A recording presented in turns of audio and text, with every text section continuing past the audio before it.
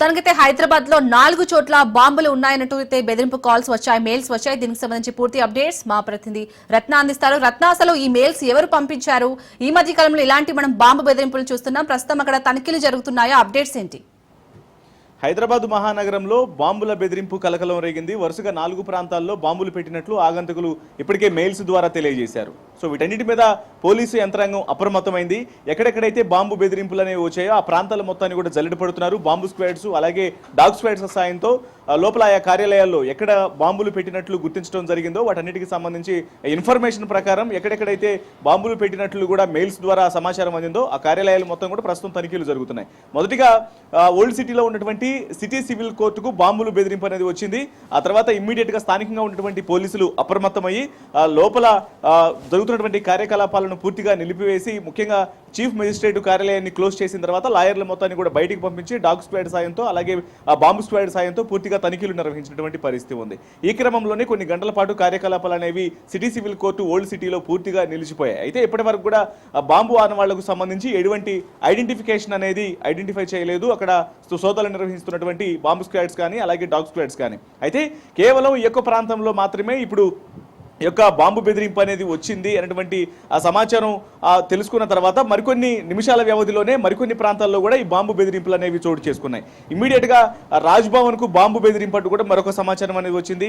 రాజ్ భవన్ తర్వాత జిమ్ఖానా క్లబ్ కు బాంబు బెదిరింపట్టు మరొక సమాచారం అనేది అధికారులకు రావడం జరిగింది.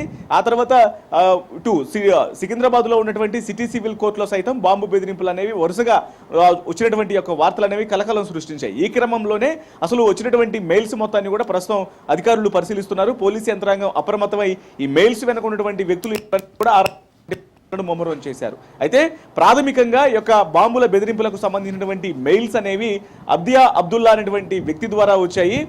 అన్నా వర్సిటీ పూర్వ విద్యార్థులు అనేటువంటి మెయిల్స్ ఐడెంటిఫికేషన్ను పోలీసులు గుర్తించారు. అయితే ఇదంతా నిజమా లేకపోతే అబద్ధమా అనేది ప్రస్తుతం పోలీసులు ఆరా తీస్తున్నారు.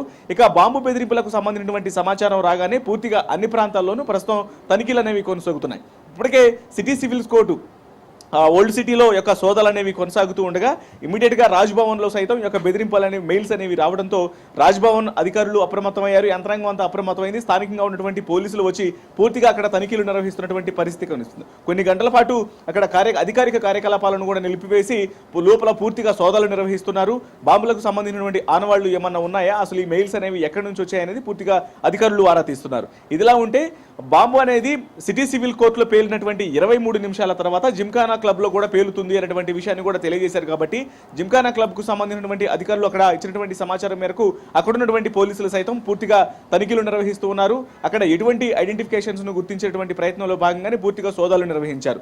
ఇలా వరుసగా హైదరాబాద్ మహానగరంలో పలు ప్రాంతాలు గంటకు ఒక ప్రాంతంలో బాంబు బెదిరింపులు వస్తున్నటువంటి వార్తలు అనేవి నగరవాసులను ఆందోళనకు గురి చేస్తూ ఉన్నాయి. ఎందుకంటే ఇటీవల కాలంలో హైదరాబాద్ మహానగరంగా చోటు చేసుకున్నటువంటి పరిణామాలు అనేవి కొంత ఇబ్బందికరమైనటువంటి పరిస్థితులు అనేవి చోటు చేసుకున్నాయి. కాబట్టి దేశవ్యాప్తంగా ఈ పరిణామాల నేపథ్యంలోనే ఇప్పుడు ఏకంగా బాంబులు పెట్టామంటూ కూడా కొంతమంది వ్యక్తుల నుంచి వచ్చినటువంటి మెయిల్స్ అనేవి కలవరానికి గురి చేస్తున్నాయి. బయటికి వెళ్లాలంటే నగరవాసులు కొంత భయాందోళనకు గురవుతున్నటువంటి పరిస్థితులే కనిపిస్తున్నాయి. వీటన్నిటి బట్టి అధికారులు అప్రమత్తంగా ఉండాలంటూ కూడా ప్రజలకు సూచనలు చేస్తూ ఉన్నారు.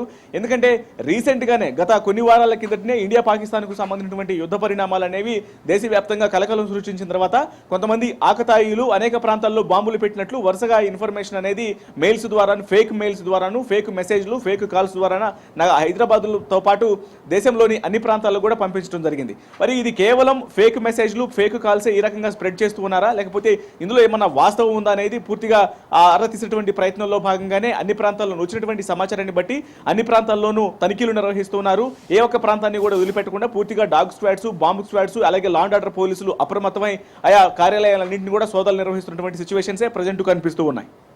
రత్నకుమార్, అలాగే మీరు ప్రజలకు ఎలాంటి సూచనలు చేస్తున్నారు? అలాగే ఇప్పుడు మొత్తం 4 చోట్ల బెదిరింపులు వచ్చాయి. సో మొత్తం తనిఖీ అయిపోయిందా 4 చోట్ల?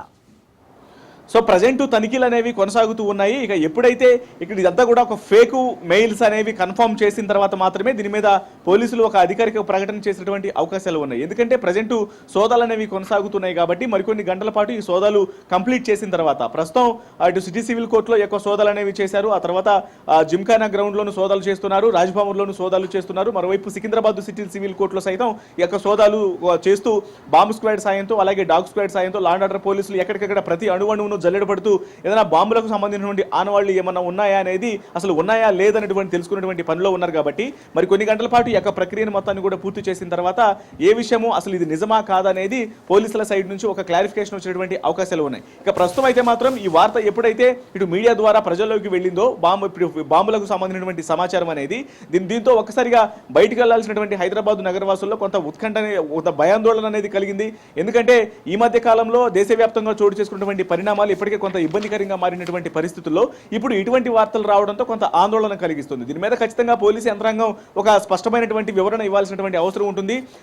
ఎక్కడైతే సోదాలు నిర్వహిస్తున్నటువంటి ప్రాంతాలు ఉన్నాయో ఆ సోదాలు పూర్తయిన తర్వాత ఇది అసలు నిజమా కాదా, లేకపోతే ఎవరు పెట్టారు, ఈ అన్నా యూనివర్సిటీ నుంచి వస్తున్నటువంటి సమాచారం ఏదైతే ఉందో ఆ మెయిల్స్ ఆ యొక్క అడ్రస్ల ప్రకారం వస్తున్నాయి కాబట్టి అసలు ఈ అబియా అబ్దుల్లా అనేటువంటి వ్యక్తి వారు నిజంగానే అబియా అబ్దుల్లా అనేటువంటి పేరు మీదే ఈ యొక్క మెయిల్స్ అనేవి వచ్చాయా, అది అతను ఉన్నాడా, లేదంటే ఆకతాయిలు ఈ రకమైనటువంటి ఒక రకమైనటువంటి కుట్రలో భాగంగాను ఆకతాయి పనుల కారణంగానే ఈ రకమైనటువంటి మెయిల్స్ పంపించారా అనేది ప్రస్తుతం ఆరా తీసినటువంటి పనిలో ఉన్నారు.